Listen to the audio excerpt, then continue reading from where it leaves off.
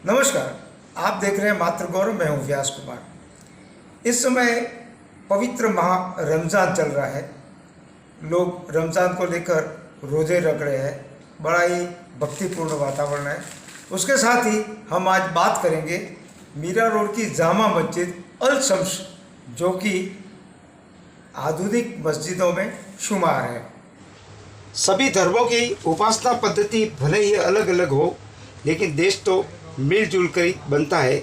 इन दिनों पवित्र पाक रमज़ान चल रहा है और ये जो आप सुंदर नज़ारा देख रहे हैं वह मीरा रोड की जामिया मस्जिद अल शम्स का है, जिसके बारे में आपको बाद में बताया जाएगा। अब थोड़ी बात कर लेते हैं पाक रमज़ान की। रमज़ान इस्लामी महीने का 9वां महीना है, जो सबसे पवित्र महीनों में शुमार है।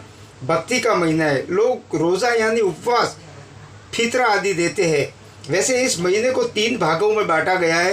हर हिस्से में 10-10 दिन आते हैं तथा हर 10 दिन के हिस्से को अशरा कहते हैं। इस अशरा का अरबी में मतलब होता है 10। अब बात करते हैं पवित्र कुरान की। तो कुरान में हर मुसलमान के लिए रोज़ा रखना जरूरी बताया गया है। रोज़ा सिर्फ भूखे प्यासे रखने का नाम नहीं, बल्कि गलत काम से बचना है। मतलब शारीरिक व मानसिक कामों पर नियंत्रण रखना है। न लड़ाई न झगड़ा, बल्कि किसी से कोई गिला शिकवा है तो उससे माफ़ी मांगकर एकता स्थापित करनी है। इसके साथ ही एक तय रकम या सामान गरीबों में वितरित करना है, जिससे समाज के गरीब लोगों के मददगार बन सके। यह महीना चांद दिखने से शुरू हुआ और बरकतों का यह महीना 3 मई को समाप्त होगा। ईद उल फितर का त्यौहार मनाया जाएगा। ये जो आप नज़ारा देख रहे हैं वह मीरा रोड की जामिया अल शम्स मस्जिद का है। ये अल शम्स मस्जिद एक आधुनिक मस्जिदों में शुमार है। इस बारे में मुजफ्फर हुसैन क्या कहते हैं, आप सुनिए।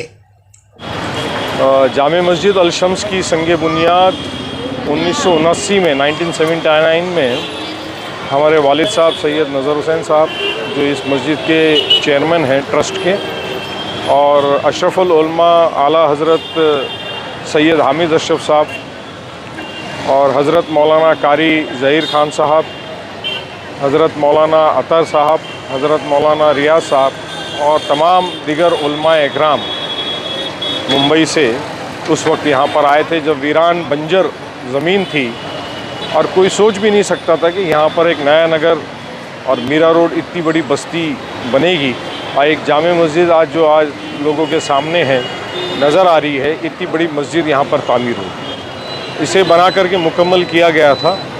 और अभी पिछले 2 साल कोविड में जो ज़रूरत है अभी शहर की कि हर आदमी मस्जिद तक के नमाज के लिए पहुंचना और सभी को यहाँ पर आना उतना पॉसिबल नहीं है, आवाज़ उतनी दूर तक जाना पॉसिबल नहीं है।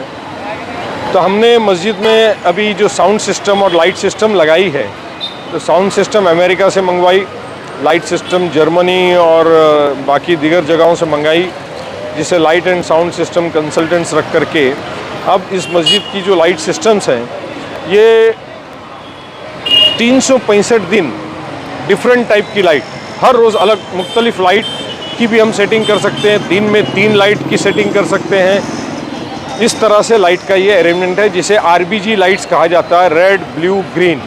तो इसके मल्टीपल सीक्वेंस बनाएंगे। गुंबद के ऊपर आप कलश देख रहे हैं, जिसे पूरा सोने की प्लेटिंग की गई है। मीनार के ऊपर जो कलश आप देख रहे हैं उसे सोने की प्लेटिंग की गई है।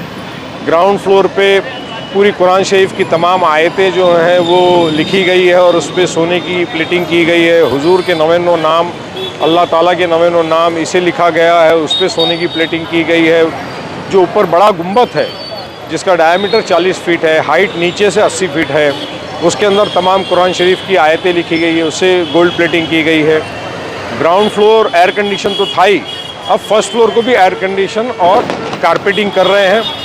साथ ही में इस तरह का सॉफ्टवेयर बिठाया गया है कि जिसमें पूरी कुरान शरीफ विद उर्दू ट्रांसलेशन और हदीस शरीफ सही अल बुखारी विद उर्दू ट्रांसलेशन, अल्लाह ताला के 99 नाम, उनकी फाजिलत विद उर्दू ट्रांसलेशन, हुजूर सल्लल्लाहु अलैहि वसल्लम के 99 नाम और उनके पूरे उर्दू में ट्रांसलेशन, ये सॉफ्टवेयर के तहत पूरा बिठाया गया है, जो असर से मगरिब और मगरिब से ईशा तक मस्जिद का जो सहन आप देख रहे हो, जहाँ पे इफ्तार की जाती है, जनाजे की नमाज़ पढ़ाई जाती है, वहाँ पर स्पीकर्स पे कंटिन्यूस चल रहा है, उसे शुरू कर दिया गया है। जो सहन था वहाँ काफ़ी लोगों को तकलीफ़ होती थी, गर्मी होती थी, तो उसे इटालियन जो फरारी कंपनी है, आप लोग नाम जानते हैं फरारी कार्स वगैरह, तो वो एक शीट बनाती है जो नॉर्मली आपको एयरपोर्ट पे शीट दिखती है, वो सिर्फ हीट रोकती है, मगर ये जो शीट है ये हीट सूरज की वापस फेंकती है, तो उससे सहन का एरिया जो है अभी ठंडा रहता है। मस्जिद में अभी तमाम जुम्मा और तमाम बड़ी रातें और ईद की नमाज़ें, ताकि लोग इस रास्तों पर, फुटपाथ पर, गटर के ऊपर नमाज़ें ना पढ़ें, इसलिए 2 जमातों का इंतज़ाम किया गया है। अब ये सिलसिला हमेशा के लिए चलेगा। इसी के साथ में आने वाले 5, 7, 10 दिन में हमने एक YouTube चैनल जामा मस्जिद अल शम्स का कायम किया है। लोग अपने घर बैठ कर के तमाम बयानात को, नमाज को, तराबी को, तमाम इबादत को अपने घर पे, अपने मोबाइल पर जामा मस्जिद अल शम्स के ज़रिए देखा जाएगा। ये आपको कहाँ से आइडिया आया है कि आपको दुनिया भर की जो हाई टेक्नोलॉजी है वो यहाँ पर आप इस्तेमाल कहाँ से अपने आइडिया लाए? अगर आप अभी वेस्टर्न कंट्री में चले जाइए, अमेरिका जाइए, यूरोप में जाइए, मुस्लिम कंट्रीज़ में जाइए, सऊदी चले जाइए, कतर, ओमान, दुबई, सभी जगह आप चले जाइए, तब सारी टेक्नोलॉजी का यूज़ हो रहा है हर जगह। और अगर हम ये कर सकते हैं तो क्यों नहीं करना चाहिए। इसलिए यहाँ पे तुर्की जाइए, इंडोनेशिया जाइए, सिंगापुर जाइए, मलेशिया जाइए, ये तमाम मुस्लिम ममालिक जो कंट्रीज़ हैं, यहाँ पर इस तरह का मस्जिदों का अब लेटेस्ट टेक्नोलॉजी का यूज़ करके लोगों के घर तक के दीन और कुरान की रोशनी में कुरान की बातें और हदीस शरीफ की बातें जो है लोगों तक के पहुँचाने का एक ज़रिया है। ये लेटेस्ट टेक्नोलॉजी यूज़ करके वो पहुँचाने का प्रयास है, कोशिश। मस्जिद में नीचे जो है तकरीबन 2,500 के करीब में लोग नमाज़ पढ़ते हैं, ऊपर भी 2,500, 3,500 के करीब में लोग नमाज़ पढ़ते हैं, और टेरेस के ऊपर भी 500-700 लोग नमाज़ पढ़ते हैं।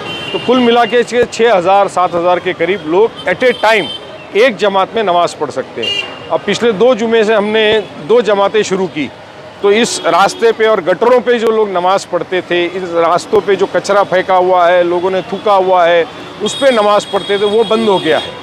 2 जमातें हो गई, अब ऊपर AC लग जाएगा तो लोग इत्मीनान से इबादत कर पाएँ। क्या आप संदेशा देना चाहेंगे रमज़ान महीने के पाक मौके पर कि लोग देखिए ज़्यादातर रात में घूमते फिरते हुए दिखाई देते हैं, मस्जिदों में आबादी की कम रहती है?